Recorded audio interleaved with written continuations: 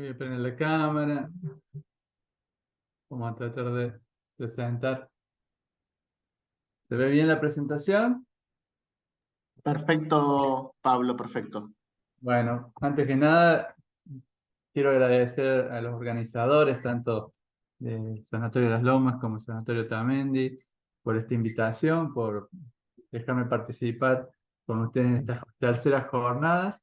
Y bueno, nosotros vamos a hablar un poco de esto del ABC, de la atención centrada y segura en las personas en el ámbito ambulatorio. Y qué bueno es poder hablar de esto, como nos decía recién el doctor Norberto Furfaro, que la Organización Mundial de la Salud propuso para este año que en- debíamos escuchar la voz de los pacientes para poder de alguna manera poderles otorgar una atención segura, ¿no? Y vamos a hablar un poquito de eso, que es un poco el espíritu de lo que queremos presentarles. Y cuando hablamos de la atención en un ámbito ambulatorio, cuando hablamos de la atención central en las personas, el ABC en el ámbito ambulatorio, muchas veces estamos hablando de lo que ocurre en los consultorios externos, en lo que ocurre en estas interacciones entre pacientes, médicos, distintas especialidades, fisioterapia, etcétera. A veces pensamos en el layout de las salas de espera atestadas de personas, pero también hablamos un poco de lo que ocurre en las áreas de apoyo, en imágenes, en el laboratorio, y fundamentalmente con los profesionales, con el personal que trabaja con los pacientes ambulatorios y con nuestros queridos pacientes y con cada uno de nosotros que somos personas, que como dice el lema de uno de los sanatorios, que somos personas cuidando personas, ¿no? Bien, este es un slide que me gusta mostrar mucho porque es una forma muy sencillita de dar un poquito, de hablar de los pilares de la atención central en las personas. Y fíjense que nosotros estamos usando mucho el término persona y no el término paciente, porque vamos a hablar un poco de esa diferencia. Antes que pacientes, antes de recibirnos de pacientes, somos personas, ¿no? Y esto tiene que ver con uno de los pilares del trato digno, compasivo y respetuoso. Otro, ofrecer una atención de apoyo. Los tratamientos tienen que ser coordinados, no trabajemos en silos descoordinadamente. Y esto tiene que ser además personalizado, o sea, para cada persona necesita un enfoque individual. Y además debemos posibilitar el desarrollo de sus propias fortalezas, habilidades para que puedan vivir en forma plena en la comunidad. Y vamos a hablar un rato de los determinantes sociales de la salud. Bueno, ya para entrar en el tema, entonces vamos a tratar de ver esto del trato digno, compasivo y respetuoso. ¿Por qué es importante este pilar de la atención centrada en la persona? Bueno, este es un dibujo de una niña de 7 años que le hizo a su médico pediatra, y fue sorpresa para él cuando lo vio, porque ¿qué es lo que ella captó del momento de esta interacción entre ella como paciente y su pediatra? Bueno, vemos este cuadro de colores hecho con crayón, a su pediatra de espalda, muy atento en su computadora, escribiendo. Esto está tomado de la revista Llama, que se llama El costo de la tecnología, y pone en referencia cómo muchas veces hay barreras que surgen y no nos permiten tener esa conexión humana con el paciente. Acá tenemos un médico que, si uno lee este artículo, era un médico dedicado, compasivo, empático, pero que realmente la tecnología estaba a veces impidiendo que pudiera tener esos momentos de conexión humana con sus pacientes, ¿no? Un peligro. Pero esto es otra cosa que también hemos aprendido. Esta es una nota que le hicieron al doctor Víctor Montori. Vamos a hablar un poquito de él hoy. Este es un médico pediatra, endocrinólogo de la Mayo Clinic, que nos decía que los médicos tardan 11 segundos en interrumpir a sus pacientes. O sea, no escuchamos en forma completa y acabada a nuestros pacientes, y eso a veces tiene consecuencias, ¿no? El tiempo tal vez es uno de los insumos más tiranos en la práctica médica, en la práctica del cuidado de la salud. Por eso es importante, para este trato digno, respetuoso y compasivo, escuchar atentamente, escuchar a toda la persona, escuchar a la persona que está detrás del paciente. poder estar atento a su lenguaje no verbal, a ser realmente receptivo a lo que el paciente nos quiere comunicar. En estos tiempos que vivimos, tal vez uno de los insumos más importantes que hay para todos es el tiempo. Por eso a veces nos cuesta escuchar sin interrupciones, pero cuando lo hacemos y le damos tiempo para este monólogo de apertura, que el paciente pueda contarnos sus preocupaciones, eh, a veces eso facilita y aumenta la seguridad del cuidado. Al escuchar atentamente, también evita que haya esto que llamamos el síndrome del picaporte. A todos los que practicamos la medicina, yo soy médico internista, hago consultorio, muchas veces nos pasó que por el apuro atendemos muy rápido a un paciente y cuando le abrimos la puerta para despedirlo se acuerda de algo importante y tenemos que volver atrás, hacerlo sentar y nuevamente reiniciar la consulta. Ese dolor de pecho que se olvidó de decirnos que había tenido hace 2 noches atrás y que en medio de nuestro apuro el paciente no lo había podido contar. Por eso hoy les quiero dejar esta herramienta que me gusta mucho siempre este, compartirla, que es la herramienta empatía de esta médica psiquiatra del Massachusetts General Hospital. Siempre me vuelve a la cabeza que en el Massachusetts General Hospital tengan un programa de empatía y de ciencia relacional. Helen Ries es la directora de este programa y ella presentó esta herramienta para poder enseñar de alguna manera, para poder enseñar a cómo comunicarnos utilizando el lenguaje no verbal. Y básicamente utiliza este acrónimo usando la palabra empatía en inglés, donde dice que es importante tener contacto visual, tener una actitud relajada en nuestros músculos faciales, no tener un rostro adusto, sino tratar de alguna manera poder leer el rostro del otro y leer nuestro propio rostro. Nuestra postura muchas veces refleja si tenemos intenciones reales de conectarnos con el otro o no. Veíamos recién lo que pasaba con este pediatra dándole la espalda a la niña que estaba atendiendo. El tono de voz. Se dice que la prosodia, el tono de voz que nosotros utilizamos cuando nos comunicamos con nuestros pacientes, muchas veces hasta puede ser predictor de juicios de mala praxis. Eso está hecho en un estudio hecho con cirujanos. Escuchar a la persona en forma completa, no solamente sus palabras, sino la historia que hay, la historia de vida que hay detrás de lo que nos dice. Y nuestra propia respuesta, estar chequeando continuamente cuáles son las emociones, cuáles son todas estas expresiones no verbales que estamos transmitiendo para poder ir corrigiendo. Hay un hermoso libro escrito por esta escritora sudafricana que es Mongi Nomae, que ella escribe sobre esta palabra africana, Ubuntu, que es una palabra que simboliza una filosofía ancestral de África que tiene que ver con que yo no estoy completo sin los demás. Y habla de uno de los capítulos de aprender a escuchar en forma completa. Y me encanta esta cita que dice, cuando practicamos la escucha activa, centramos toda nuestra atención en el otro. Mantenemos el contacto visual en todo momento, esperamos a que acabe, bloqueamos cualquier posible distracción y nos preparamos para y no nos preparamos para una respuesta con antelación. Realmente escuchamos atentamente al otro.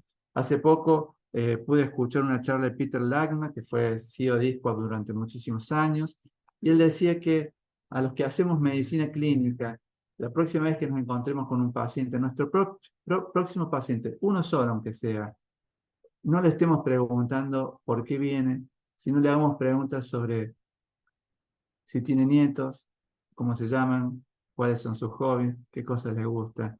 Gastemos un poco de tiempo en conocer y tener conexión humana con el otro. La verdad, sabias palabras de Peter Lachman. Nosotros hemos estado trabajando desde Plaintree con estas dos organizaciones que son el Sanatorio de las Lomas y con el Sanatorio Tamendi, tienen una técnicas y un método de comunicación empática que es corazón, cabeza, corazón, que ellos lo están aplicando con mucho éxito, donde tratamos de alguna manera primero entender qué es lo que le está pasando a la otra persona, cuáles son sus sentimientos, cuáles son sus emociones. Y una vez que los analizamos, se los comunicamos, se lo verbalizamos. Yo entiendo que a usted le pasa esto. Y posteriormente, dar algún mensaje de la cabeza, dar algún mensaje donde nos concentramos y le damos una solución, damos algo práctico, bajamos información concreta, ayudamos al otro. Para cerrar finalmente con un mensaje emotivo, volviendo a hablar a través de las emociones. El segundo aspecto que quería hablar con ustedes hoy tiene que ver con ofrecer atención, apoyo y tratamientos coordinados. Poder coordinar, poder no trabajar en silos. Cuando trabajamos en forma ambulatoria, muchas veces trabajamos en silos con falta de coordinación y eso impacta aún en la seguridad de los pacientes. Esto es un hermoso estudio para los que les toca la parte administrativa de nuestros sanatorios, nuestros hospitales. La atención central en la persona también puede prevenir hospitalizaciones, puede reducir costos, ¿sí? Cuando uno trabaja con una colaboración interdisciplinaria, eso muchas veces impacta en una atención mucho más segura que fundamentalmente reduce los costos. Las conclusiones de este estudio fue que uno no se tenía que enfocar solamente en las condiciones físicas agudas, sino también en cuestiones más que tienen que ver con los trastornos mentales, sociales, las condiciones físicas, que eso aumenta los riesgos de la hospitalización. Por eso hay que ver al paciente, a la persona, en su totalidad. Por eso hablamos mucho de lo que se llama el mapa del viaje del paciente, el journey map de la experiencia del paciente. Ustedes saben que Picker Institute definió como la experiencia del paciente a la suma de todas las interacciones que tiene un paciente, que están modeladas por la cultura de la organización, que modifica la visión o la percepción que el paciente tiene de la organización. Es la suma de todas las interacciones. Pensemos por un momento todo el recorrido que tiene que hacer un paciente para ser operado de, por ejemplo, un reemplazo de rodilla. Visita al médico primario, lo manda al traumatólogo, de ahí a alguien que le haga el prequirúrgico, se tiene que ir a sacar sangre, se tiene que hacer los estudios, después tiene que hacer la cita en admisión para reservar la cama. O sea, la suma de todas las interacciones. Trabajar también en forma coordinada ayuda a mejorar la experiencia de la persona, de nuestros queridos pacientes. El tercer aspecto es ofrecer atención y apoyo personalizado. No estamos en una línea donde trabajamos todo igual, si bien la calidad tiende a que nosotros sistematicemos, utilicemos protocolos, pero tenemos que ver la persona que vamos a aplicar el protocolo. Muchas veces hacemos daño aplicando protocolos si no personalizamos, si no entendemos las necesidades individuales. Por eso la atención personalizada, los profesionales y los pacientes trabajan juntos. Ya no trabajamos por el paciente, sino trabajamos con el paciente para entender lo que al paciente le importa, tomar decisiones para su atención y tratamiento, identificar los objetivos y alcanzarlos. Por eso hoy también quiero compartir con ustedes este concepto que es muy conocido, que es la de la toma de decisiones compartidas. Víctor Montori, que recién los nombraba hace un ratito, define como la toma de decisiones compartidas como una conversación empática mediante la cual el paciente y el médico exploran juntos la situación del paciente pensando, hablando, sintiendo y evalúan las opciones de la medicina basada en evidencia como las posibles respuestas.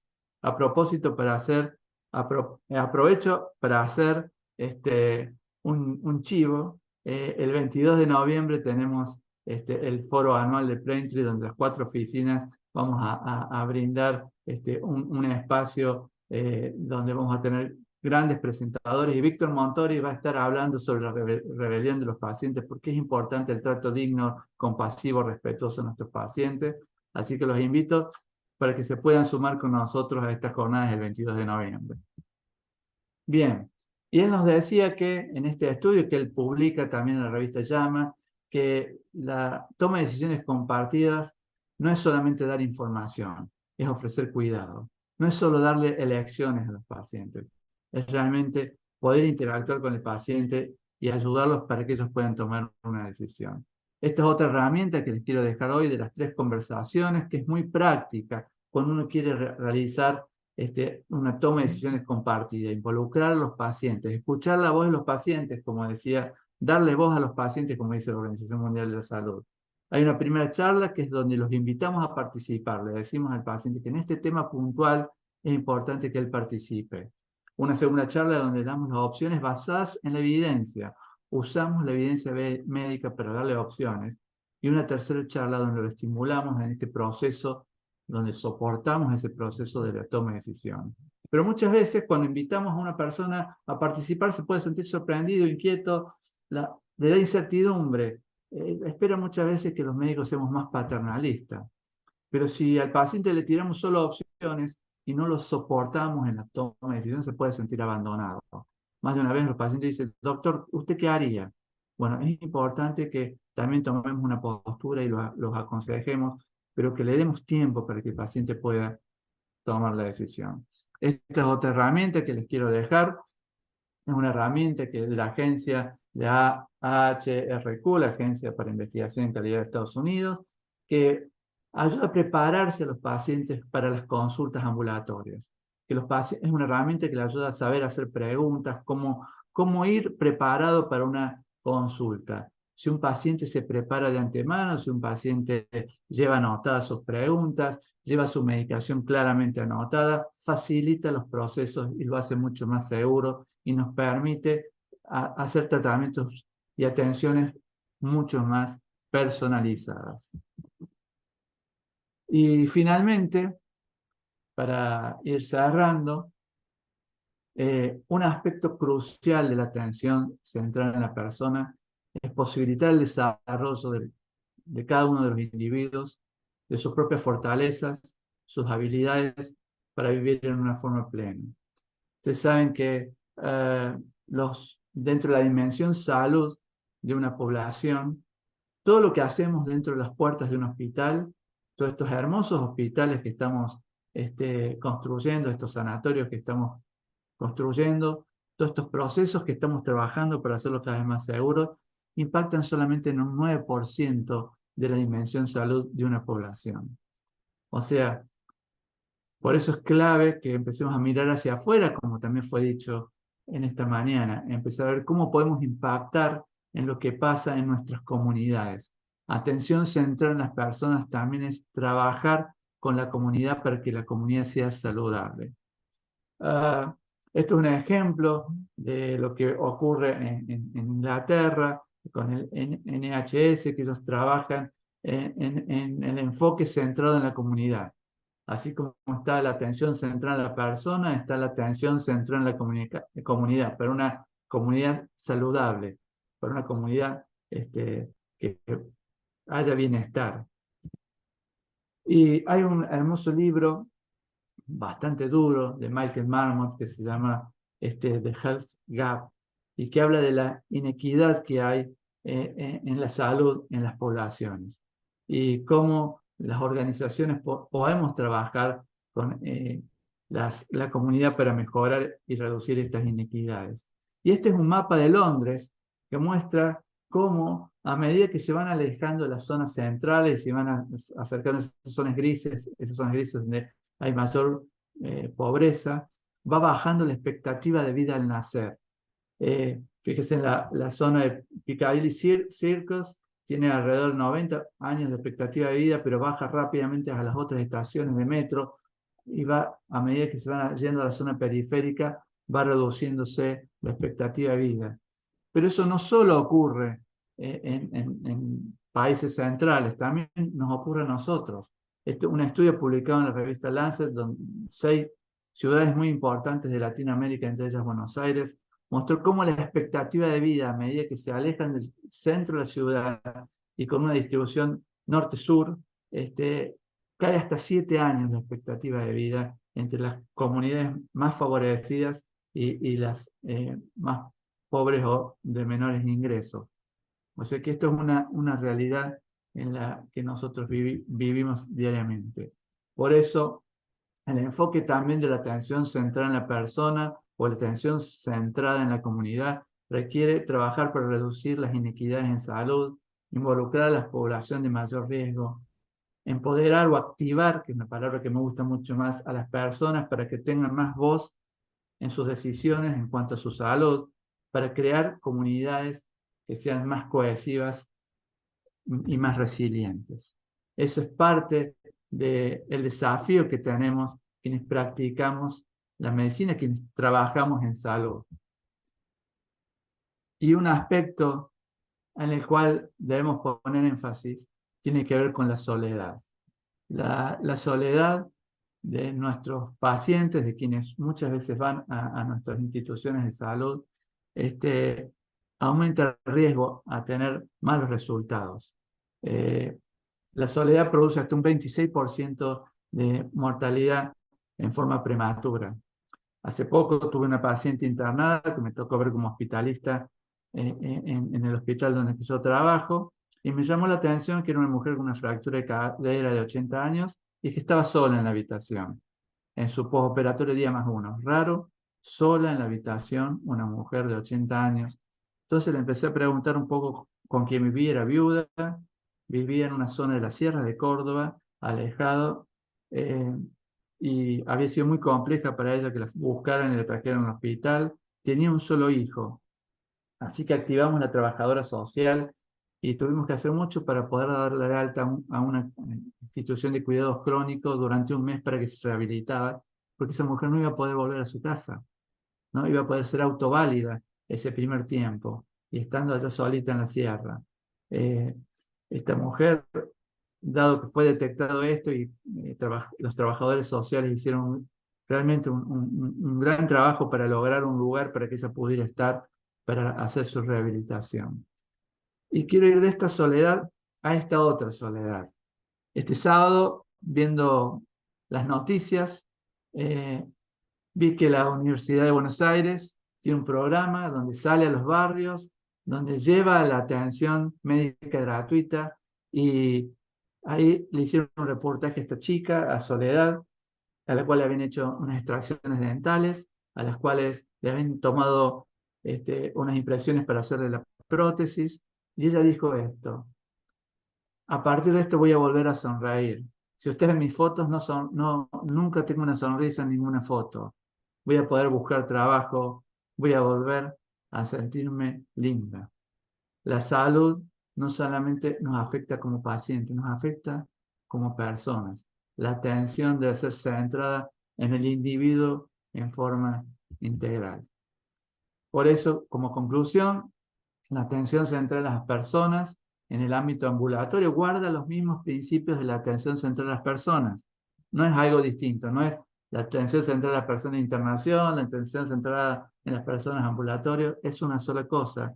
Es el ámbito en el cual lo desarrollamos, donde los principios tienen que ver con el trato digno, compasivo y respetuoso, atención y tratamientos coordinados entre las áreas, la atención y tratamiento personalizada, y el enfoque en el bienestar y en la salud de la comunidad.